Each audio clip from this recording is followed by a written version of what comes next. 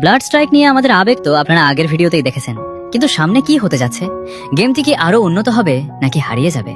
বন্ধুরা, গেমিং দুনিয়া কাঁপাতে blood strike নিয়ে আসছে এমন কিছু আপডেট যা শুনলে আপনি জাস্ট অবাক হয়ে যাবেন।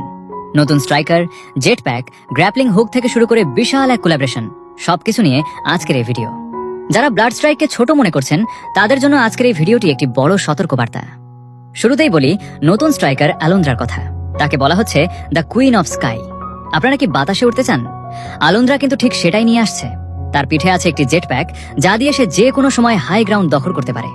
শুধু তাই নয়, তার স্পেশাল স্কিল এনিমিকে আটকে ফেলে ড্যামেজও দেয়। যারা অন্য গেমে ক্যারেক্টার স্কিল নিয়ে খেলতে ভালোবাসেন তাদের জন্য আলোন্দ্রা হতে যাচ্ছে নতুন ক্র্যাশ। ব্লাড স্ট্রাইক মানে ফাস্ট মুভমেন্ট, আর এই মুভমেন্টকে নেক্সট লেভেলে নিতে গেমে যুক্ত হয়েছে grappling hook.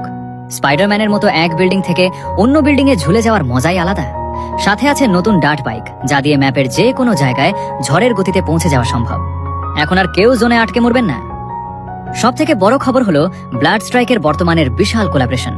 The 7 deadly sins event থেকে আমরা একদম ফ্রিতে পাচ্ছি AK-47, কার 98K এবং M700 এর মতো ওপি সব গান স্কিন। যারা গোল্ড জমিয়ে রাখছেন তারা এখন ফ্রিতেই প্রিমিয়াম সব রিওয়ার্ড লুফে নিতে পারবেন। ব্লাড স্ট্রাইক প্রমাণ করে দিল ফ্রিতেও ভালো কিছু দেওয়া সম্ভব। লিক্স অনুযায়ী সামনে আমরা পেতে যাচ্ছি মাল্টি লেভেল বিল্ডিংওয়ালা বিশাল এক নতুন ম্যাপ, যেখানে শুধু ডানে বামে নয় উপরে নিচেও ফাইট হবে। বর্তমানের শ্যাটার আইল্যান্ড বা ভ্যালির থেকেও এটি অনেক বেশি চ্যালেঞ্জিং হবে। অনেকেই বলছে ব্লাড স্ট্রাইক অমুক গেমের কপি, কিন্তু ভাইরে, এই ল্যাগ ফ্রি গেমিং আর একের পর এক হাইটেক আপডেটই বলে দিচ্ছে ব্লাড স্ট্রাইকের ভবিষ্যৎ অনেক উজ্জ্বল। আপনি কি এই নতুন আপডেটগুলোর জন্য রেডি? কমেন্টে জানান আপনার সবথেকে প্রিয় আপডেট কোনটি।